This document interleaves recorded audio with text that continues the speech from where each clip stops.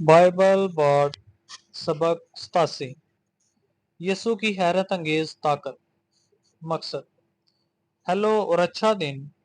یہ Bible baud ہے۔ ایک بارڈ ایک کہانی سنانے والا ہوتا ہے جو کسی خاص زبانی روایت سے وابستہ روایتی عبارتوں کی تلاوت کرتا ہے۔ میں یہاں تلاوت کرنے اور اس بات کو بڑھانے کے لیے آیا ہوں کہ بائبل کا لٹریچر اس بارے میں کیا کہتا ہے کہ کون خدا ہے اور کون انسان ہے۔ سبق: یہ وہ جگہ ہے جہاں ہم آج ہیں۔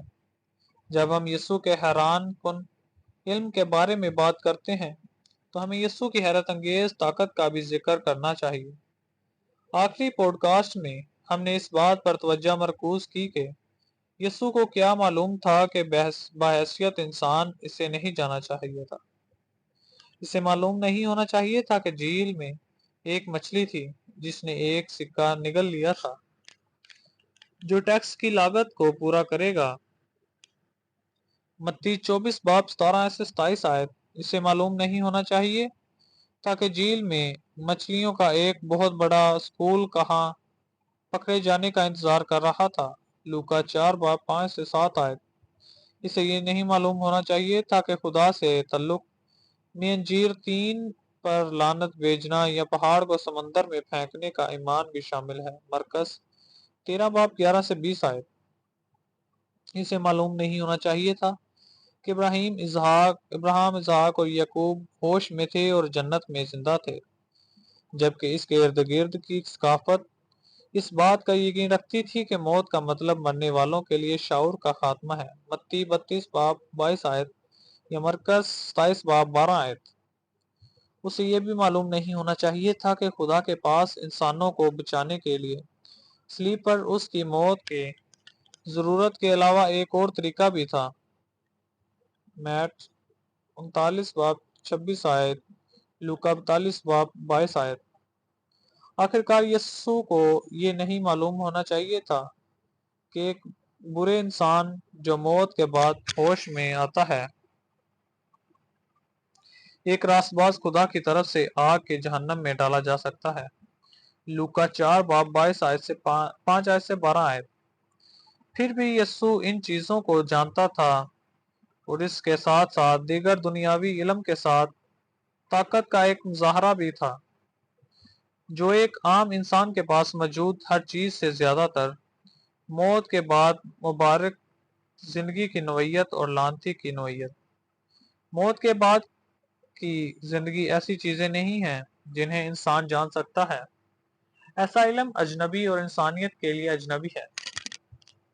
بحث: یسوع نے جو قدرت کے 2 حیرت انگیز کام انجام دیے ان میں درج ذیل شامل ہیں۔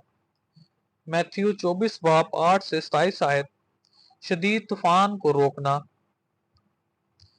پھر وہ کشتی میں سوار ہوئے اور اس کے شاگرد اس کے پیچھے ہو لیے۔ اچانک جھیل پر ایک زوردار طوفان آیا کہ لہریں کشتی پر چڑھ گئیں، لیکن یسوع سو رہا تھا۔ شاگردوں نے جا کر اسے جگایا اور کہا، خداوند ہمیں بچاؤ، ہم ڈوبنے والے ہیں۔ اس نے جواب دیا، اے کم اعتقاد، تو اتنا ڈرتا کیوں ہے؟ پھر اس نے اٹھ کر ہواؤں اور لہروں کو ڈانٹا اور وہ بالکل پرسکون ہو گیا۔ مردوں نے حیران ہو کر پوچھا، یہ کیسا آدمی ہے؟ ہوائیں اور لہریں بھی اس کی بات مانتی ہیں۔ تبصرہ: مرکز 39 باب 4 آیت بھی دیکھیں۔ یہاں انسانی صلاحیت سے باہر کی طاقت کا مظاہر ہے۔ یسوع اس کے بارے میں دعا نہیں کرتا ہے۔ وہ خدا سے کچھ مانگتا دکھائی نہیں دیتا تھا۔ اس نے صرف اداکاری کی اور خطرناک طوفان تھم گیا۔ میتھیو 23 باب 14 آیت سے 27 پانی پر چلنا۔ اس رات کے بعد وہ وہاں اکیلے تھے اور کشتی پہلے سے ہی زمین سے کافی فاصلے پر تھی۔ لہروں سے ٹکرا گئی کیونکہ ہوا اس کے خلاف تھی۔ فجر سے کچھ دیر پہلے یسوع جھیل پر چلتے ہوئے ان کے پاس گئے۔ جب شاگردوں نے اسے دیکھا تو وہ گھبرا گئے۔ یہ ایک بھوت ہے، انہوں نے کہا اور خوف سے پکارا۔ لیکن یسوع نے فوراً ان سے کہا، حوصلہ رکھو، یہ میں ہوں، مت ڈرو۔ مرکز 49 باب 6 آیت میں اور جان 19 باب 6 بھی دیکھیں۔ تبصرہ: یہ کہانی ایک ایسے لمحے کی عکاسی کرتی ہے جب سائنس کے بنیادی قوانین معطل ہیں۔ کسی طرح مسیحی طوفان کے دوران ایک جھیل کے سطح پر چلنے کے قابل ہو جاتا ہے۔ ہم عام طور پر ایسی کہانی کے بارے میں کہیں گے کہ یسوع کی الوہیت کا ثبوت ہے، کیونکہ کوئی بھی انسان یہ کارنامہ انجام نہیں دے سکتا۔ تاہم یہ غلط ہوگا کیونکہ کہانی جاری ہے۔ خداوند، اگر یہ آپ ہیں، پیٹر نے جواب دیا، مجھے پانی پر آپ کے پاس آنے کو کہو۔ آؤ، اس نے کہا۔ پھر پترس کشتی سے نکل کر پانی پر چل کر یسوع کے پاس آیا، لیکن جب اس نے ہوا کو دیکھا تو وہ ڈر گیا، وہ ڈوبنے لگا، چیخا، خداوند مجھے بچاؤ۔ فوراً یسوع نے اپنا ہاتھ بڑھا کر اسے پکڑ لیا۔ تم کم ایمان والے، اس نے کہا، تم نے شک کیوں کیا؟ تبصرہ: کیا خود یسوع کے پاس فطرت کو کنٹرول کرنے یا طبیعت کے قوانین کو مقامی طور پر معطل کرنے کے یہ طاقتیں تھیں، یا کیا خدا نے، اس کے باپ نے یہ معجزات اس وقت انجام دیے جب یسوع نے ان کو چاہا یا جب خدا نے ان کی رہنمائی کی؟ بائبل بورڈ اس خیال کی طرف جھکاؤ رکھتا ہے کہ یسوع اپنی انسانیت میں یہ چیزیں نہیں کر سکتا تھا جسے خدا کی ضرورت تھی۔ انہیں کرو۔ ایسا لگتا ہے کہ یہ کہانی میرے جھکاؤ کی حمایت کرتی ہے، کیونکہ پیٹر بھی پانی پر چلتا ہے اور جب وہ ناکام ہو جاتا ہے تو مسیح اشارہ کرتا ہے کہ یہ ایمان تھا جس نے ان کی سرگرمی کو ممکن بنایا۔ دوسرے لفظوں میں، COD نے ان کے لیے فزکس اور معطل کر دیا کیونکہ ان کے اس میں ایمان کے تعلق کی وجہ سے۔ خلاصہ: مسیحیت میں دو متضاد نقطہ نظر کے درمیان ایک طویل جدوجہد رہی ہے۔ پہلا یہ کہ مسیح مکمل طور پر الہی ہے، اور دوسرا یہ کہ مسیح مکمل طور پر انسان ہے۔ دونوں ایک ہی وقت میں دو فطرتیں۔ بلا شبہ نہاد نامہ دو فطرتوں کی تعلیم دیتا ہے، لیکن تاریخ مفکرین نے اکثر محسوس کیا ہے کہ ایک فطرت دوسری سے زیادہ اہم ہے، ایک پر زور دوسرے کی قیمت پر۔ بائبل بورڈ کا خیال ہے کہ نیا عہد نامہ یسوع کا مکمل طور پر انسان کے طور پر پیش کرتا ہے، کیونکہ کنواری مریم اس کی ماں تھی جو اسے حقیقی معنوں میں انسان بناتی ہے، لیکن چونکہ خدا اس کا باپ تھا، اس کے الہی فطرت اسے حقیقی معنوں میں خدا بناتی ہے۔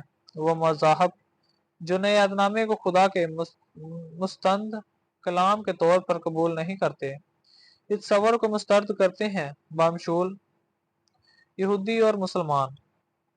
باقی تمام لوگ جو بائبل کے خدا سے واقف نہیں ہیں، وہ اس بات سے بھی واقف نہیں ہیں کہ یہ تصور موجود ہے۔ بائبل بورڈ کے لیے سوال یہ ہے کہ نیا عہد نامہ میں کیا سکھاتا ہے؟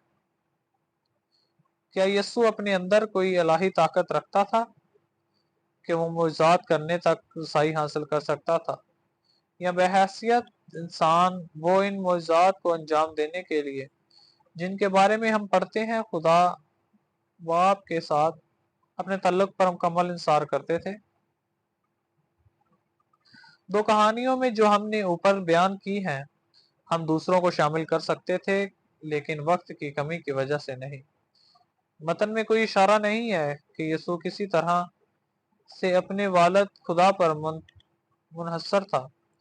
یسوع دعا نہیں کرتا اور نہ ہی آسمان کی طرف دیکھتا ہے جیسا کہ وہ 4 یا 5,000 کو کھانا کھلاتا ہے۔ جب اس مسئلے کا سامنا کرنا پڑتا ہے تو بائبل کے مبلغین اکثر اس خیال کا سہارا لیتے ہیں کہ اس کی زمینی وزارت کے دوران اس کی اہلیت پر پردہ ڈال دیا گیا تھا۔ लेकिन चंद हालात में इससे चमक उठी मंजूम अहलियात तमाम मसाइल को हल करना पसंद करते हैं। अगर अदबी मतन में मुश्किलात हों तो वो किसी भी मसले को हल करने के लिए इस्ताराती अलामती आम की तरफ चले जाते हैं। बाज़ वो तहरीक जायज़ होती है, लेकिन कई बार ये ज़ाहिर होता है कि लफ्ज़ी ग्रामियाती तारीखी तशरीह की सादगी से हटकर एक तहरीक इंसानी अहलियात को एक पेचीदा खुदा के बारे में इल्म हासिल करने के बजाय जो हमारे इंसानी ख्यालात से बड़ा है, को मुस्तकिल मिजाज रखने की कोशिश से मुतहरक है। नतीजा ये बाइबल बोर्ड काम करने का तरीका है। मुख्तलिफ क़रात पर तवज्जो मरकूज की जाती है। कोई किल्फशाह नहीं, खरगोश के रास्ते नहीं। बाइबल बोर्ड पेश करता है जो बाइबल किसी मौजू के बारे में सिखाती है। मैं आपको किसी मजहब में तब्दील करने की कोशिश नहीं कर रहा हूँ। बाइबल बोर्ड पॉडकास्ट मालूमाती है। हम इसके बारे में बात कर रहे हैं कि बाइबल का अदब दरअसल क्या बयान करता है। वो नज़रियात और तसव्वुरात जो ये पेश करता है, क्यों ज़्यादातर लोग कभी भी बाइबल के ख्यालात के साथ मशगूल नहीं होते हैं। अपना फैसला खुद करें, चाहे आप बाइबल के बयानात से मुतफिक हो या इख्तलाफ। पैट्रियन पर बाइबल बोर्ड पॉडकास्ट की हमायत करें। कम अज़ कम $1 हफ्ता या $5 माह पॉडकास्ट के अखराजात को पूरा करने में मदद करता है। आप गोफंडमी पर भी दे सकते हैं। बाइबल बोर्ड खुद कोई तनख्वाह नहीं लेता और वजारत के हामियों के तोहफ़ से फ़ायदा नहीं उठाता। बाइबल बोर्ड US@gmail.com पर बाइबल बोर्ड को कोई सवाल या तबसरा भेजें जो आप पेश करते हैं। आपसे सुनकर खुशी हुई। कनकेशन मंदरजा झेल के तौर पर बाइबल बोर्ड के मवाद की पैरवी इश्तराक करने के लिए पेश की शुक्रिया।